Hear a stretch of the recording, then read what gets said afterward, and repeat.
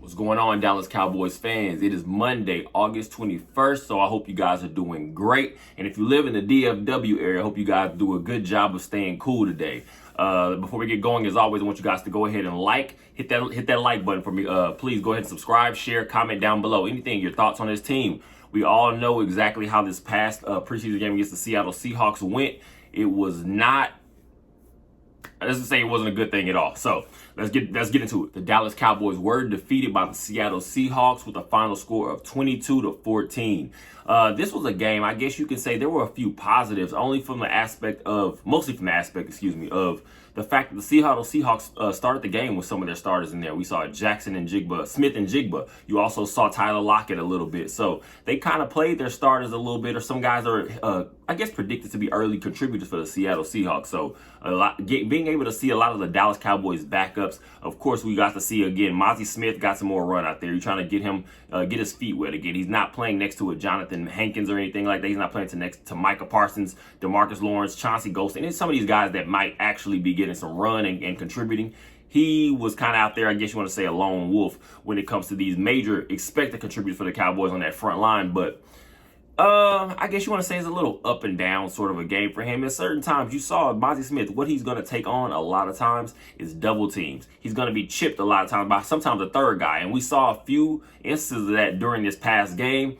And he's going to have to continue to work at it and work at staying, staying intense. Because, again, one thing he's going to do, he's going to fight and play hard. But you want to see him have his get a little bit quicker, because some of these guys are starting to figure out that if you get under Mozzie Smith's pads way quicker than he can make his move at you, you can kind of at least turn his body, and now you're allowing that second guy to come in and chip a little bit. So if Mozzie Smith can just continue to get quicker, and again, the better you get, the more I guess you want to say, the more experienced you get when it comes to the playbook and just watching film and things like that, you're going to start to see him develop, because now at some point you're going to be able to play more off instinct than anything else. Again, going on to the simple fact that the Seahawks did play some of their, I guess, top level receivers.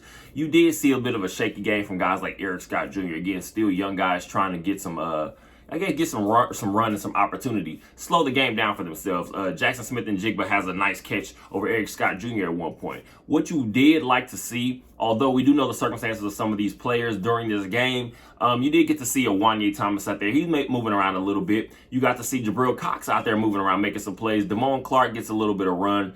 But what I'm going to say more so, the more exciting part to me is a guy, Isaiah Land. I'm not sure if we're going to use him more as an outside linebacker, just strictly an edge, or they're going to put his hand in the dirt and make him put him down on that edge for the D-line. We'll see. But he did have a sack, and he's shown the propensity again to just be able to be a playmaker in that backfield. Going back to his days at Florida A&M, again, we're talking about 19-level sack seasons, type guys like that. So you can't find those just anywhere. So if you do have the opportunity to bring in some guys like that into your camp and to possibly become a member of this 53-man roster, Isaiah Land is a guy that I'm excited about, just because we're going to be able to see as much pressure as we can add, because we do know that there are some, I guess you want to say, not really weaknesses, but I'm going to say things that we all, I guess as a fan base, especially with this defense, we want to keep an eye on. We now see the linebacker room is starting to get a little bit thin, so now you're going to be looking for as many playmakers you can in different areas. You see a guy that I was kind of interested in during this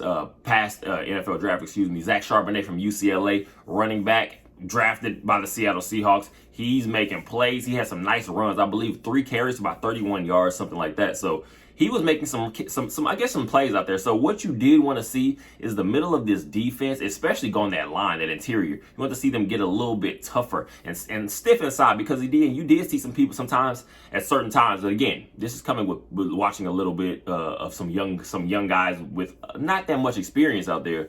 You saw guys, I guess, kind of falling out of their gaps at certain times, and that was opening up wide open lanes for those running backs for the Seattle Seahawks. So that is one thing that's going to be shored up. But again, let's be clear, we did not have any starters really out there outside of a Mozzie Smith. You have some guys like that, so that's going to be something I'm not really going to be concerned about during the upcoming season. Of course, now when you're throwing your actual dogs out there, your LVEs, Damone Clark, these guys, I'm not really concerned. So, but it was just something to keep an eye on, because again, you do want to see that interior, because one thing you do need, especially when you're talking about D-line, whether it's the outside rushers or you're talking about your inside guys, You want depth. We need as much depth as we can get possibly, because again, you cannot just rely on a Jonathan Hankins and exactly what we're going to see in a project like Mozzie Smith. You're going to look at guys like Odigizua. Some of these guys are now going to be, again, expected to be major contributors. So you just want as much depth as you can. So hopefully some of these younger guys are going to be able to put their names in the hat for that. Honestly, this running back group for the Dallas Cowboys has not disappointed me much. I'm going to say, again, we're not even throwing in the fact that Tony Pollard is going to be considered your feature back, your number one running back on this team. So just having these guys that have shown the opportunity, being given the opportunity, but also shown the ability to be able to make some plays. We're talking about Malik Davis was running hard, very hard. That's especially talking about through the tackles, not going down after that first bit of contact. Rico Dowdle, who I've been a fan of, just the work he's put in during the training camp and trying to take over that running back 2 job again. I don't think it's going to be as simple as just saying running back 2, running back 3, who's getting more opportunities, more carries, because again, I think there's going to be a bit of to eat off of for multiple guys during this season, because you do know Tony Pollard, he's going to be your major running back 1, of course. So we're talking about whether it's the screen game, whether it's out there, put him out there a receiver a little bit. We know Tony Pollard's going to get his carries, of course. But Rico Dowdle, is he going to be your better bit of, I guess you want to say, pass blocker? Because you do know, as much as we love Deuce Vaughn, who also had another touchdown this game, so that's big. And we're talking about a nice touchdown run, spin off, breaking contact, and making it to the end zone. He did it again. We do know about Deuce Vaughn, he is still smaller in stature. There are some certain limitations you're going to have just based on your size. We're talking about going against NFL defenders, especially these pass rushers. So Deuce Vaughn, again, it worries me a little bit. I believe you're not going to have Deuce Vaughn on the field many times to actually do much pass blocking.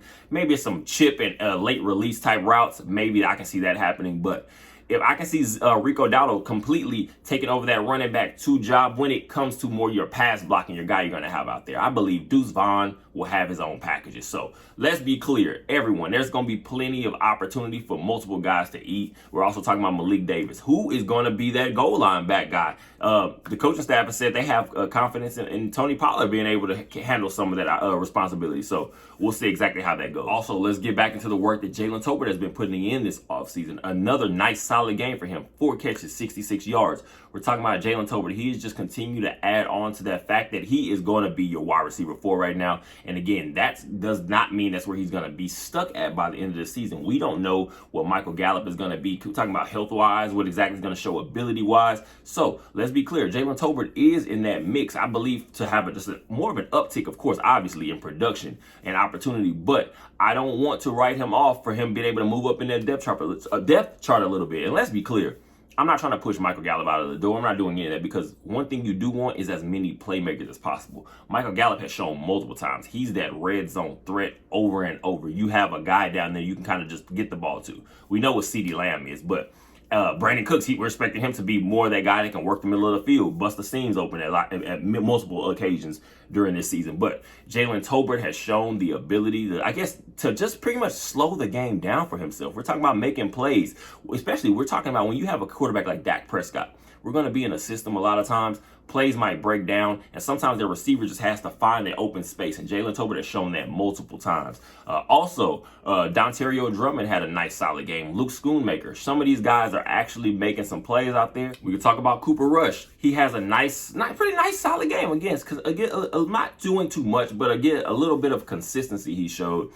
Just more in this game than maybe the first game against the Jacksonville Jaguars. Cooper Rush also, he throws a touchdown pass to Rico Dowdle. So that was a nice, solid start. But what I'm going to say for Will Grier, he's made some plays, because what he's shown is that he does have the ability to use his legs when it's absolutely necessary. But one thing that worries me about a Will Grier when you're talking about a backup quarterback position, because now with the way that the NFL has aligned the ruling, a team can now carry three quarterbacks on the game day roster. So Will Grier is going to be on this team more than likely. What I'm worried about, Will Grier just needs to show consistency. At certain times, he would lose. Sometimes it seems like he looks to bite off a little too much. There's a certain point of the game, the Dallas Cowboys are only down 3. The score's Seattle 17, Cowboys 14. We're driving down, and Will Grier tries to take a little bit too much. throws a costly interception. The Dallas Cowboys obviously never get the opportunity to make another play, I guess, with the closest of that game, because then Seahawks end up scoring again eventually, and the score is 22-14. So you just want to see Will Grier clean some of those, I guess, just risky plays that he tries to make, because at the end of the day, you're trying to make a name for yourself. You're trying to be seen by multiple teams, where there's not just the Dallas Cowboys. But you cannot also just force plays, because sometimes you can make more damage happen and compound issues than what you're trying to get done. So hopefully Will Grier can clean that up. Hopefully Cooper Rush can continue to just show that he can be that steady second QB or whatever we're going to call it, because at the end of the day, we know Cooper Rush has his limitations, but he is consistent. Let's call it for what it is. He's not anybody I'm worried about ever taking anybody's job as a QB1, but it's good to just have as much QB depth as we can when we're talking about a long season, hopefully long playoff goals. I guess you can now say we can finally, I guess, it's somewhat address the elephant in the room. Obviously, the Dallas Cowboys had two terrible injuries in this past preseason game against Seattle. We're talking about losing DeMarvion Overshown, third-round linebacker, from the University of Texas, a guy I'm a big fan of. Also being a Texas Longhorns fan, DeMarvion Overshown, I had high expectations for him this upcoming season. Just being able to be one of those guys that's going to be, I guess I would say from a game-to-game X factor. We're talking about a guy that can come in there and he's trying to just make plays and disrupt the game as much as he can. Unfortunately, and again, like it always happens, it's never any real hard, crazy contact when these ACL injuries happen.